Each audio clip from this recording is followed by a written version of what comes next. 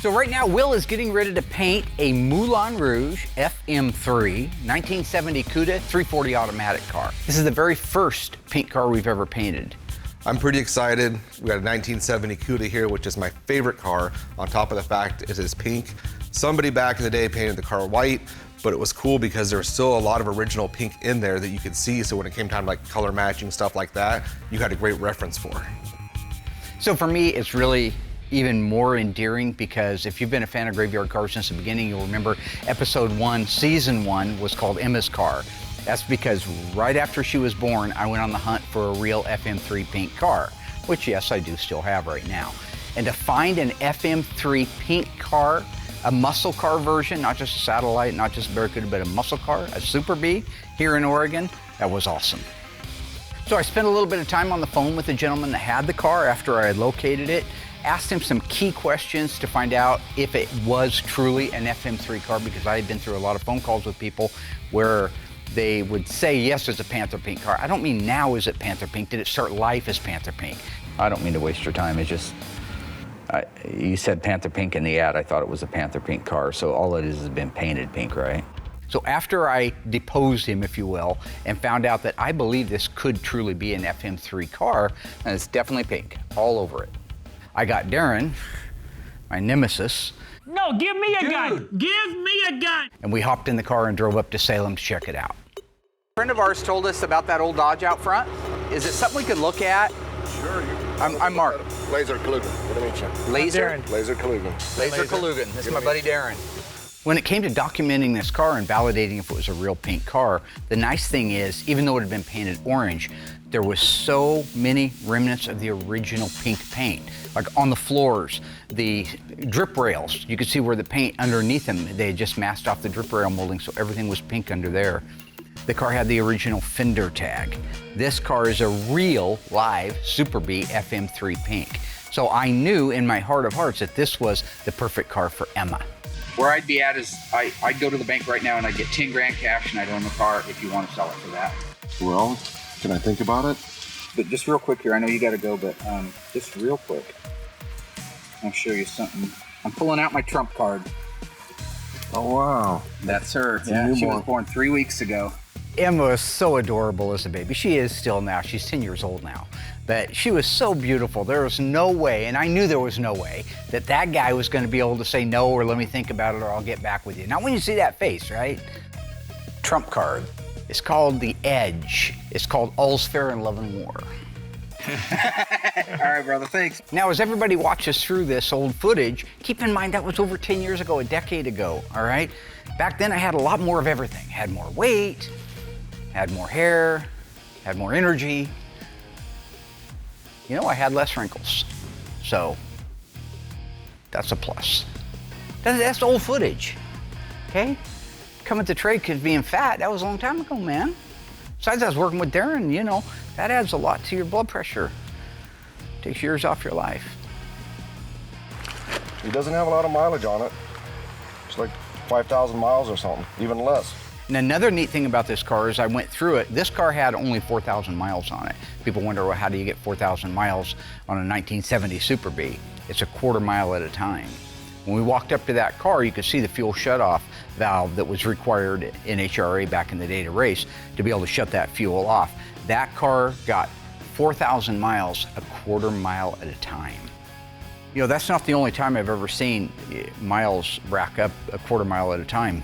There was a guy here in town, Paul Smith, about 25 years ago, that bought the old Payless race car. This was a factory back in the day when like department stores would sponsor a car. This was a Payless drugstore factory sponsored 1970 Challenger Hemi with a 4-speed. They had plucked the 4-speed out, put it in the trunk, wrapped in plastic, and put an automatic in it to race it. This car had 340 original miles on it. So it happens. So when I go back and I look at that footage and I look at Emma now at 10 years old, it's just really close to my heart. Now, while that Super B was a nice low-mile original Survivor car that happened to have an orange paint job on it, our 70 Cuda FM3 Moulin Rouge was far from that. That car I knew was in bad shape. We had to get it disassembled right away and over to the dipper. Okay, so the car was pretty much disassembled when it came to us. The drivetrain came in separately from the car. But I got to help my son Eli dismantle the car.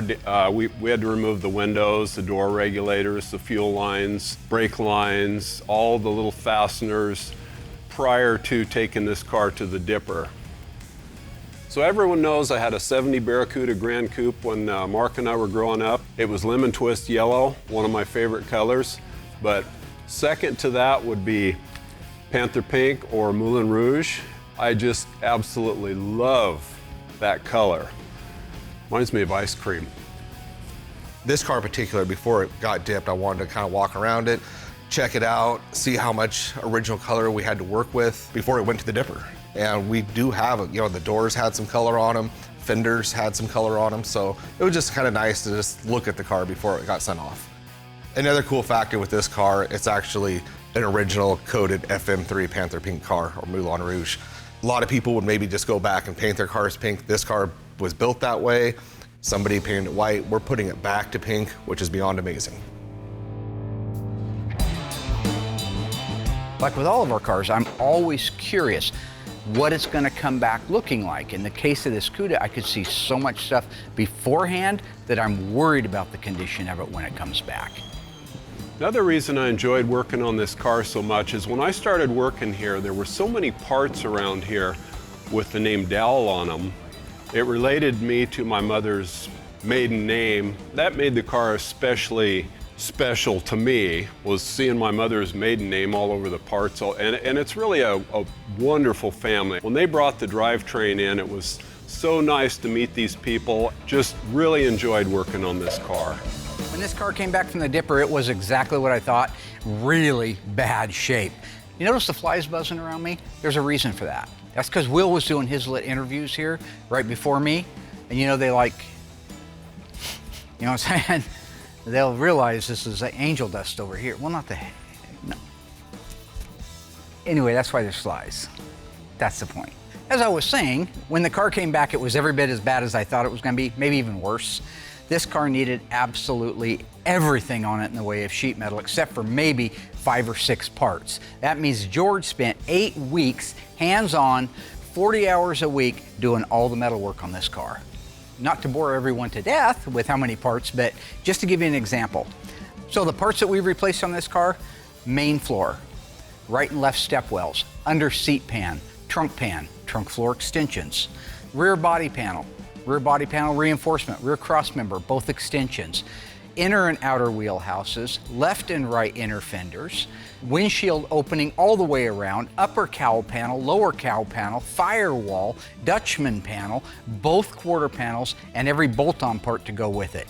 Literally, there were only a handful of parts that weren't replaced on it. We even ended up replacing on the right-hand side a section of the hinge pillar, and on the left-hand side the entire hinge pillar. So in addition to the parts that we were able to replace, this Cuda had the same one that our black Hemi car had, that the most recent car we showed you had on that Charger. The inner structure of the roof was completely rotted. We had to hand fabricate 50 pieces to go in that thing. That's how we ended up with 8 solid weeks of metal work on that car. Is it all worth it? Absolutely. It's another car coming back from the grave. Once all the metal work was complete, it was time for me to mix up a small amount, do a spray out, and see what we have for color, see if it's a good match. We have our PPG computer in our reference room. It's a nice computer. It gives you all the colors that we need. We keep it in there just so that way it stays clean, dust-free, and it's very nice and sanitary. However, there is a downside to having it in there. So the first thing you do on the computer is you gotta log in. Unfortunately, when I go to log in, Mark got me again with some more of his silliness. His passwords, they're all the same. It's all Mopar based in one way or another. In this circumstance, so I don't know what it is. Mark can be very ridiculous and definitely very exhausting.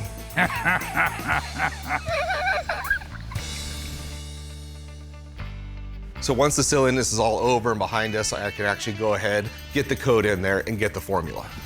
So I can look up the formula, and the first thing I do is I go to code. I hit search, and voila. It's interesting because Mitsubishi used this color in the 90s and it was a green. However, I'm looking for pink. So here we go. It's Panther Pink or Moulin Rouge. It's a 1970 only color. It's a Chrysler color, and the mixing code is DBC 2260. The prime means there's no alternate formulas. Some colors have a lot of different variants, selections to choose from. This particular color, there's only one. So I select that, hit enter, then it brings up the next menu. The next window is the toners itself, and this is the formula that makes up the color. I'm only doing a spray out, so I only need to mix up 16 ounces to see how it looks. Before I can mix the color, I just have to select the amount, and then I can mix it. I can select 1 ounce. The problem is when you make such a small amount, some toners don't even go in. So you actually need to make the 16 ounces. That way you're getting enough of each color and your color's gonna be more accurate at the end. It'll take approximately 3 gallons to paint the whole car. Once I have the amount already selected, I just print my label, go right back out to the mixing room and start mixing the paint. Before I start mixing colors, I get all the paint out that I'm going to use. In this circumstance, it's only 4 toners. First thing I do is zero out the scale and then start adding the first toner. So the first toners are 1679 red and it requires 215.5 grams. So the second color is also a red and it's 1692. We're going to use an accumulative formula, meaning the scale is going to count for us. So we take the 1692 to 398 grams. The next toner is 1684 white. And with the white, we take it to 495.3. So the last toner is 1609, which is a Quindo violet, which really gives you a real rich color. And we top that off at 538.1, and that's it. So this is the best part, is when you get all your toners in, you start stirring it up and you actually watch the color change to what it's supposed to be. Then at that point, we can just reduce it and we're ready to spray it out. This car had a lot of metal replaced on it. You know, we do our normal jam work when the car's apart. That way you can get reach to those areas. But we had to replace almost everything. When those quarters are off, it's nice to do the sound deadener. You have a nice, beautiful surface to work on. You apply that just like the way factory did. You have to let that sit overnight, because if you paint it too soon, it'll actually re-soften it and make a mess. You let that sit overnight, and then I go in, I put my base coat on, clear coat. A little bit longer of a process because it wasn't available in single stage, but the overall quality of work is 10 times better. Mark likes to overpaint with everything, and that's okay. When it comes to epoxies, sealers, all that stuff, we do it. But at this point, I can just have Noah take over. When you're jamming these cars, there's a lot to it. You just don't go in there and blow color in there. You gotta prep it. That means all those hard to reach spots have to be sanded, cleaned, actually ready for paint. All these areas have to be scuffed for adhesion. If you don't do that, your paint's not gonna stick. Once we got the panels all prepped, we get the color shooken up and then we're ready to go. Okay, so I found out that this color was only available in 1970. And this was the first one that we did here in this Moulin Rouge color. It just made it so much more enjoyable to see this color so bright that we'd never seen before. Mark says the only reason that I love this color so much was because it was related to the Pink Panther movies. Well, yes, I mean, I did love the movies, but it also reminds me of ice cream.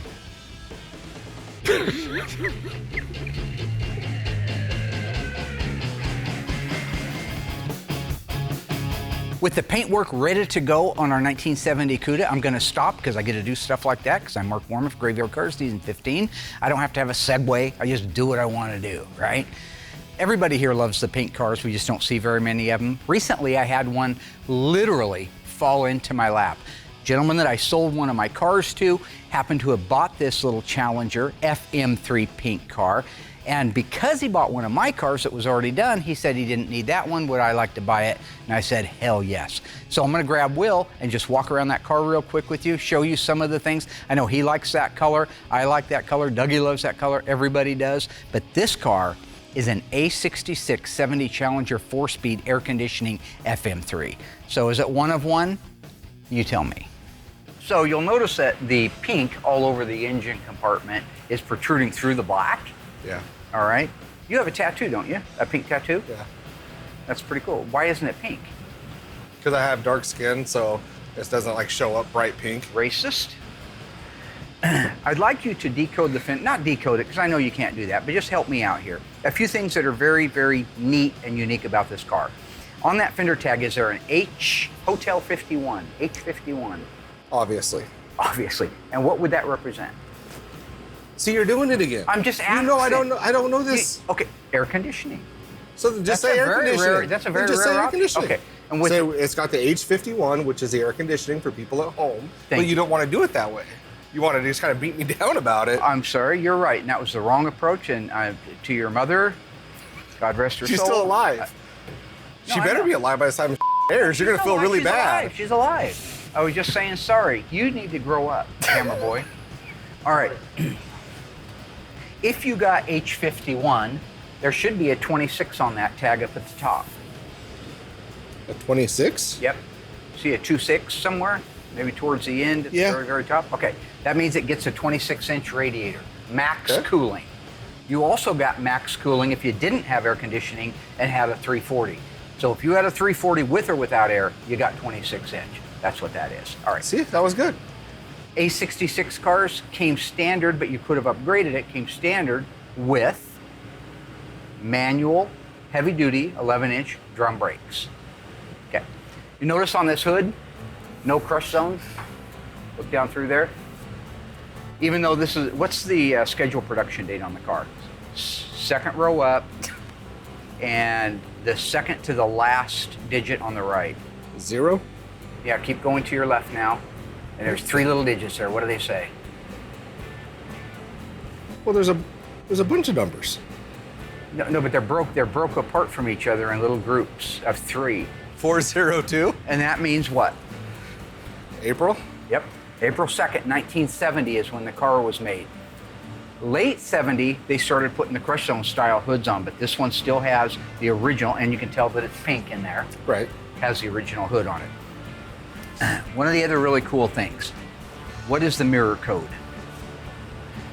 What, do you have a G code on there? Anything that starts with the letter G as in golf, or go, or green, or goo-goo? G. Nope, no G. No G. No They G. dropped the mirror code on this car. So they must have added them to them. No, they all got a mirror code. Unless it was a standard property mirror, then it wouldn't get one. So right? not all. got a Okay. mirror there. There's not a G36 or anything there somewhere? Maybe the left-hand side, third row up or so? Maybe a G36, Golf 36? It's pretty beat up, but I could see the makings of a G36. Okay. That is our left hand and right hand outside racing mirrors painted. What better car would you want painted mirrors on? Right. I love it. Absolutely. Let's walk around this beast. Let's do a quick rock around. I know you're pretty interested in this stuff. Not really. No, I would be interested if you actually cared. Okay, but what you have to do See, is... right now, your cameras are rolling, so it's just your routine. I see. But I've been with you for 25 years, and not one time in 25 years you went, oh, actually try to understand this, Will. But you know that is my teaching style, is through comedy. It's not funny. It's funny to millions of people at home. Millions of people don't watch. Millions of people do watch, No, sir. that's your Facebook. Yeah. No, millions of people watch at home, believe me. All right, we I'll look at the air in 36 countries, even though there isn't 36 countries. Have you noticed the pink? Yes, I have. What do you think's going on here? They just didn't prep the car good enough when they did it. Didn't scuff it. Right. Because you don't even see any scuff Nothing, marks in not it. at all. They just sprayed right over the top of it. Huh. Have you ever had anything delaminate from not No. scuffing it? Not at all. If I was in the paint booth with you right now, and you were getting ready to paint this car, and I saw a little area right You here, wouldn't. what would I call it? Come on. Tiny. That's ridiculous. Tinies. There's your dual That's- outside mirrors. Yeah. Code. 66? Something like this. Close. A66 is the 340. We just talked about this one like 3 seconds. Yeah, I know, but this isn't real. No, but This isn't real. no, it really is a G36 Well, no, car. I believe. This really is a G36 car. No, what you're doing is not real. No, what I'm trying to do is teach you something through comedy. Go to the ear with a point and the heart with a story. Professor Morris Massey, 1981. Okay, you see? This is what my life's all about. I agree. Okay, so you're saying everything in my life is just fictitious. What does that X represent? That it gets a vinyl top. That it gets a vinyl top, that's right. I know. But why would they need to put an X on there? What does that tell the assembly line workers besides it gets a vinyl top? That it probably gets the moldings. Yes, the moldings have to be drilled out. That's Right. right. That's right. Straight, solid, clean car. You see all that? Real nice. Bottoms of the quarters aren't rusted. It is a nice car. It's a very, very nice car. This is going to be a good one. So you see the holes for the spoiler? Yeah. This is not a spoiler car. So Okay. you did not see a J78? I'm sorry. It's not a J81 car, okay? It's not a rear spoiler wing Well, then why type. did you just say 78? Because I wanted to see if you were going to say, yeah, it wasn't there. And just playing with you. So it a little didn't bit. work? Did you see an M21 on the car? Not answer. Did you see an M21 on the fender tag? No, I didn't look over the whole fender tag. Okay, that is drip rail moldings. So it is an M21. 21, like blackjack. What was it? Yeah. He loves it. No, I don't. Remember that? No, I don't. Wesley Snipes, passenger 57, is when he's on the phone in the little back in that area of the plane, and he's calling the bad guy on the phone, and it's kind of a semi-close up. They call it a semi-close on him, and he says, "You ever play roulette?" And you don't hear the other guy, but the other guy Right. says, "Yeah." Right. And then Wesley Snipes says, right before he says it, the camera pushes in. You ever play roulette? Always bet on black. Hangs up the phone, then they cut back to the other guy and he's mad. Yeah, I think that's racist. This is racist? Yeah. M21's racist? Well, you made it that way. Okay, let's take a look down this side of the car. Okay, so over here you see we do not have the flip-top gas cap. And do you know why that is? No, I don't, but that's actually kind of surprising. Well, it isn't because See? Challenger... That's all you have to Challenger do is just... Challenger RTs do not get a flip-top gas cap standard. It's optional. Most of the cars we also- do have them. Yeah, a lot of them do because people add them. So But we don't add things at graveyard cars. We're not sellouts. I don't know what the face is about. you're Mr. Sellout. You and the owner of this car sold out. I have an MD from Harvard. No? I am board certified in cardiothoracic medicine and trauma surgery. No, you're not. I have been awarded citations from 7 different medical boards in New England, and I am never, ever sick at sea. So I ask you, when somebody goes into that chapel and they fall on their knees and they pray to God that their wife doesn't miscarry, or that their daughter doesn't bleed to death, or that their mother doesn't suffer acute neurotrauma from post-operative shock, who do you think they're praying to? Now you go ahead and read your Bible, Dennis, and you go to your church, and with any luck, you'll win the annual raffle. The Panther Pink Moulin Rouge, that came out in 1970 in January. You couldn't get it on the early car. So if anybody's got an August, September, October, November, December build car and it's pink, you're lying. Because the first time it was available, even if you look at the factory technical data sheet on it, was January 1970. I remember the ad for it. It was a big magazine ad. It was a 70 Charger, some hot looking babe in a cool summer dress, you know, they've always had those. Kind of a flower child type of thing, right? You remember the guy in Copycat, the bad guy that was doing all the copycat killing, and when he was watching that campus, all those girls were dressed kind of like that. Jerry Lee Callum, that was his name, or David Lee Callum. Anyway, he told Sigourney Weaver to send him a pair of her squirrel covers, her panties, and then he had a lisp when he said panties. It was very creepy. What are we doing again? I'm sure Will do a fantastic job on this car, as he should. I trained him, number 1. Number 2 is he has the best everything. I've given him everything. He's got the best paint booth, the best materials, the best paint gun, the best environment, the best circumstances. Time is of no essence at all. He can take forever to do one of these, as he's proven many times. I had nothing when I started my shop. 1985, I was shooting cars outside. I don't tell the fire marshal. Nitrocellulose lacquer, an old siphon gun, one of those $5 Astro guns. I mean, that's ridiculous. And you made it work. You spent days doing the cut and buff on it later, but when it was done, it came out fine. He's got the best of everything. I expect it to come out perfect. Mark and his silliness inspecting these cars, there's nothing to inspect. I've been doing it a long time. He just likes to be on camera. He tries everything he can to get a joke, and it's just routine. Every single car he does this, but I know it needs to happen, and I have no problems executing it. My job is to make sure he does his job. So yeah, I go in there and I make sure he's doing it right. It's not some desperate plea for attention. When you're doing a base coat with PPG, it has to be reduced, obviously, to get it to spray, and that's 1-to-1. Painting a car is like washing a car. I always start with the top and then work my way down. You know, I don't want to be a micromanager here, and I don't want to pick on his style. Everybody has their own unique style, but his is absolute insanity. He's standing next to a fender. The name of the game is have that arm all the way over to here. Reach that fender. He's walking up and down it, back and forth, back and forth. You gotta be a hawk, you gotta be an eagle with a big wingspan. I'm not a bird.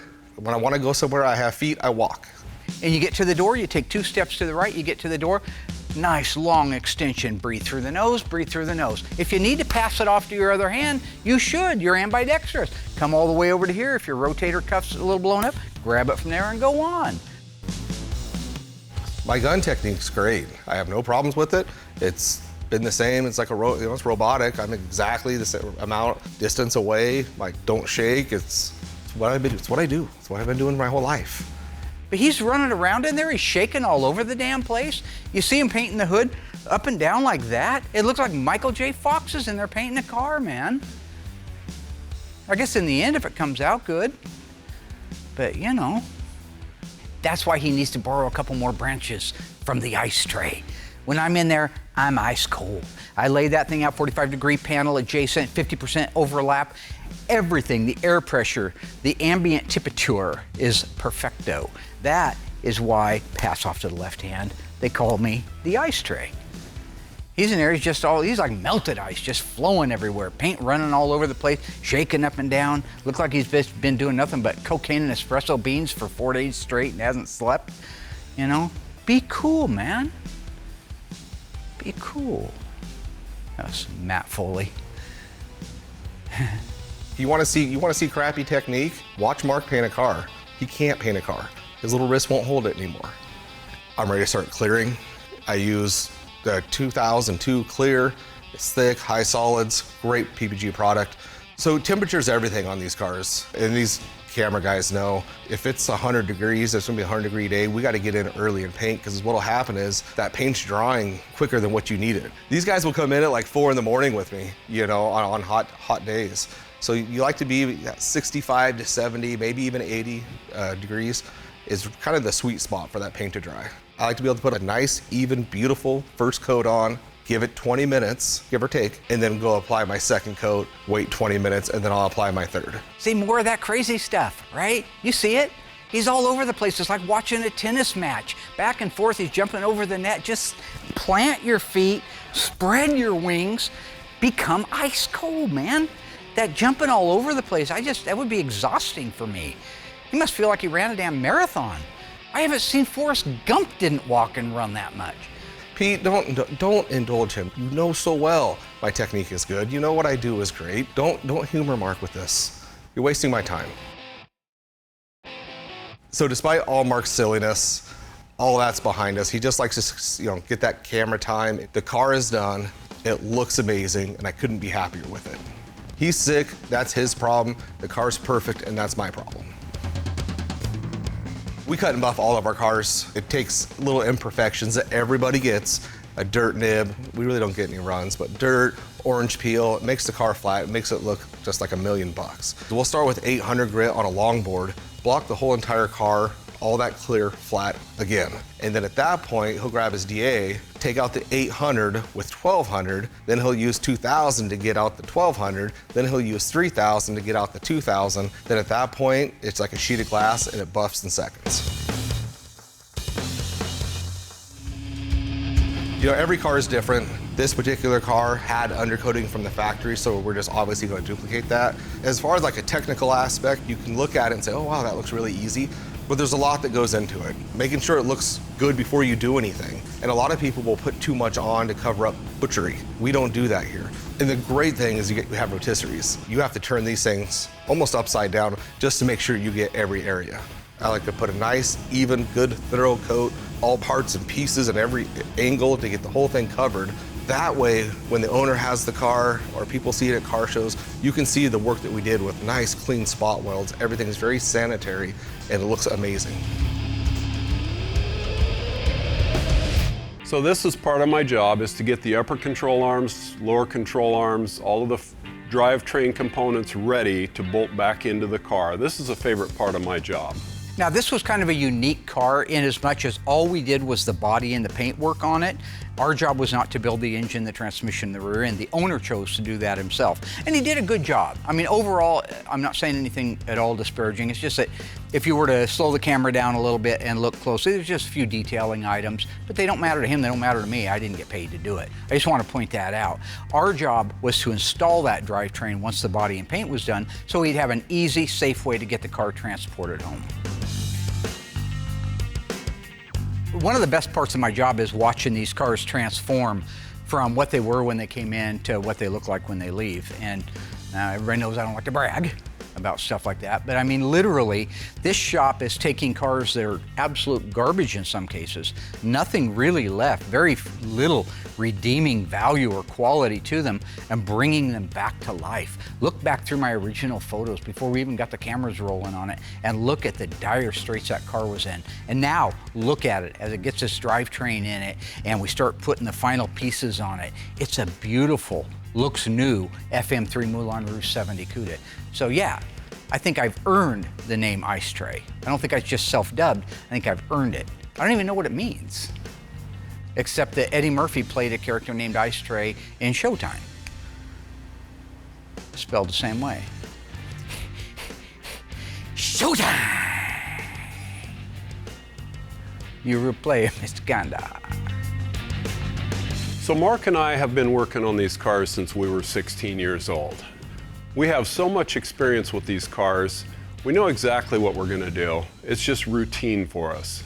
We can almost anticipate each other's moves. Who's going to do this, who's going to do that. We just go with the flow. It's wonderful to be able to work together this well. So this car is just a paint and body. I'm not going to put the entire car together. We are going to be installing all the glass except for the windshield. So that means the roof rails have to be installed so we can adjust the height of the quarter glass and the door glass to each other so they don't go up too high. The headliner has to be installed so we can set the back glass in. I agree with Mark. Seeing the Moulin Rouge on this car, it's just awesome to see a completely different color come through this shop. The glass mechanism is a bunch of different things. We got the window run channels, we got the regulators, and 100 different fasteners that have to be installed in these doors. All of these things have to work in unison with each other to make sure that the fitment is good and the window can roll up and down with ease. It's great to see the door glass and the quarter glass fit together really good like they were supposed to from the factory.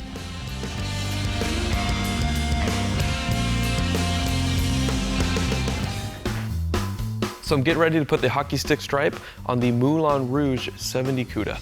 I only have one set of these decals and only one day to get this done because this car leaves tomorrow. One of the last things we do on these cars after the assembly is the graphic installation. So as everybody knows, we get our stuff from Phoenix Graphics. They're fresh cuts for us. We always insist on that so that they go on. They're not old, they're not brittle, they're not dried out. They'll fit the way that they're supposed to fit. A lot of people talk about NOS decals. Well, NOS decals are great to brag about, but not to put on a car. A nice fresh one, that's the one you want to put on the car. Now, in the old days, I used to have to do all of the graphics. I tried desperately hard to teach Alyssa and Will take the baton and run to the finish line, but they didn't. They dropped the baton. There was no finish line for them. But now I got Justin, so I handed off the hockey stick graphic to him, and I know he'll do a great job. So the process of putting the decal is no different on this car than any other car that we do. It's getting the hockey stick stripe. You got the application gel, you got the tack cloth, you got the backing paper, and you got the squeegee. So before I put the decal on, I clean the surface really good with a cleaner, and then I run a tack cloth over it. After you do the tack cloth, you know there is the application gel, or there's another trick that you can do where you do some dish soap and then you mix it with some water. And then you can put that in a spray ball and you spray that on, which is really great. So we make sure we got the measurements right and everything's lined up good. And then you set that decal on there and you just kind of set it right in place. And then you use your squeegee, work from the inside and work your way to the outside of the decals.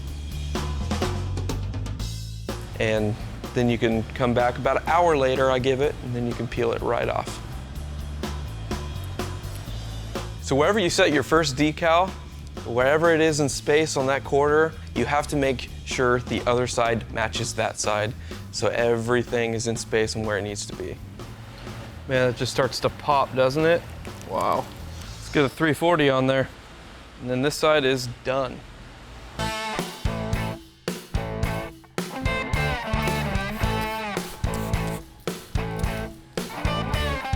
My favorite part of the hockey stick is the engine call out, which is an H code, which is a 340.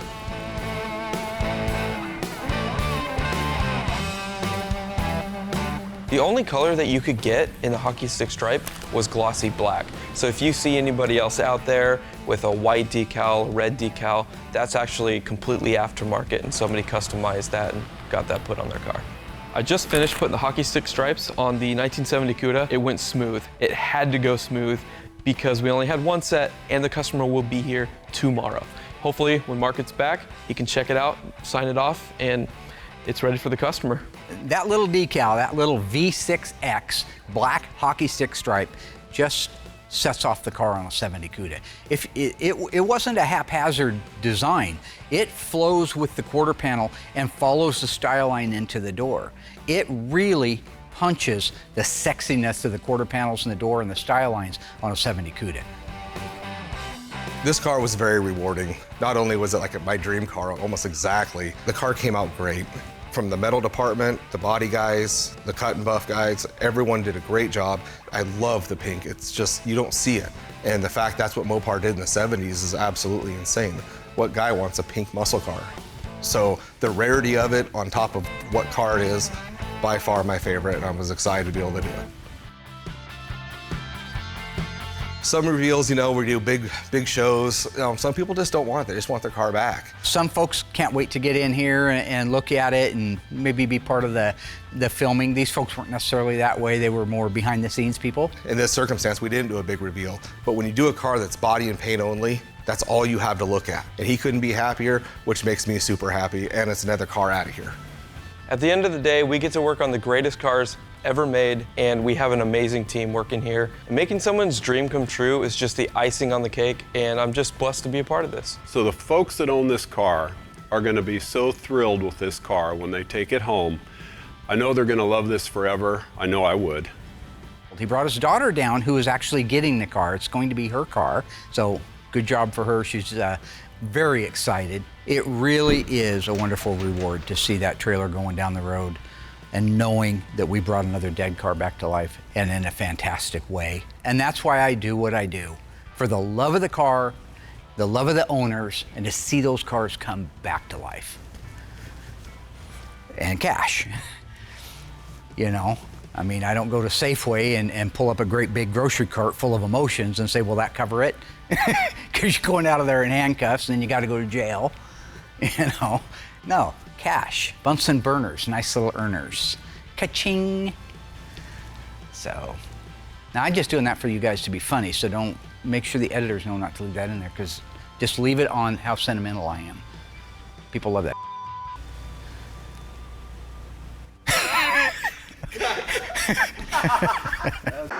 Hey everybody, Will Scott, #1 painter here from Graveyard Cars. If you enjoyed this video, make sure you go in, like it, leave a comment, and don't forget to subscribe to our YouTube channel. Now I'm gonna get back to painting.